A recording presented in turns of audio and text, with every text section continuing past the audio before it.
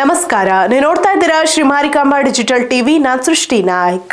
ಉತ್ತರ ಕನ್ನಡ ಜಿಲ್ಲೆಯ ದಾಂಡೇಲಿಯಲ್ಲಿ ಪ್ರಕೃತಿಯ ಅದ್ಭುತ ದೃಶ್ಯವೊಂದು ಇದೀಗ ಎಲ್ಲರ ಗಮನ ಸೆಳೆಯುತ್ತಿದೆ. ಕಾಳಿ ನದಿ ತೀರ ಪ್ರದೇಶದಲ್ಲಿ ಮೊಸಳೆಯೊಂದು ಒಂದೇ ಬಾರಿ ಸುಮಾರು 40 ಮರಿಗಳಿಗೆ ಜನ್ಮ ನೀಡಿದ್ದು ಇದೀಗ ತನ್ನ ಪುಟ್ಟ ಮರಿಗಳ ಆರೈಕೆಯಲ್ಲಿ ತೊಡಗಿದೆ. ಪ್ರವಾಸಿ ಮಂದಿರ ಸಮೀಪದ ನದಿ ತೀರದಲ್ಲಿ ಕಳೆದ 3 ತಿಂಗಳಿನಿಂದ ಬೀಡು ಬಿಟ್ಟಿರುವ ಈ ಮೊಸಳೆ ಮರಿಗಳಿಗೆ ಆಹಾರ ತಂದು ನೀಡುತ್ತಿರುವ ದೃಶ್ಯಗಳು ವನ್ಯಜೀವಿ ಪ್ರಿಯರ ಕುತೂಹಲ ಹೆಚ್ಚಿಸಿವೆ.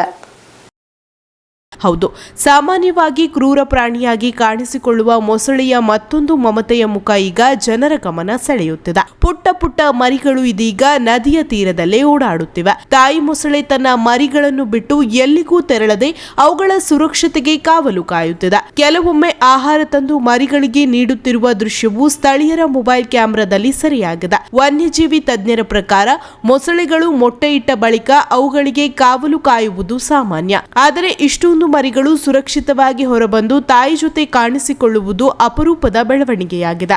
ಸದ್ಯ ತಾಯಿ ಮೊಸಳೆ ತನ್ನ ಮರಿಯೊಂದಿಗೆ ಇದೇ ಭಾಗದಲ್ಲಿ ಇರುವುದರಿಂದ ಅರಣ್ಯ ಇಲಾಖೆ ಕೂಡ ನಿಗಾ ವಹಿಸಿದೆ. ಪ್ರವಾಸಿಗರು ಮೊಸಳೆಗಳ ಹತ್ತಿರ ಹೋಗಬಾರದು ಎಂದು ಈಗಾಗಲೇ ಎಚ್ಚರಿಕೆ ನೀಡಲಾಗಿದೆ. ಒಟ್ಟಿನಲ್ಲಿ ಕಾಳಿ ನದಿಯಲ್ಲಿ ಕಂಡುಬಂದ ಈ ಅಪರೂಪದ ದೃಶ್ಯ ಇದೀಗ ಪ್ರಕೃತಿ ಪ್ರಿಯರ ಹಾಟ್ ಟಾಪಿಕ್ ಆಗಿದ್ದು ದಾಂಡೇಲಿಯ ಮತ್ತೊಂದು ವಿಶೇಷ ಆಕರ್ಷಣೆಯಾಗಿದೆ.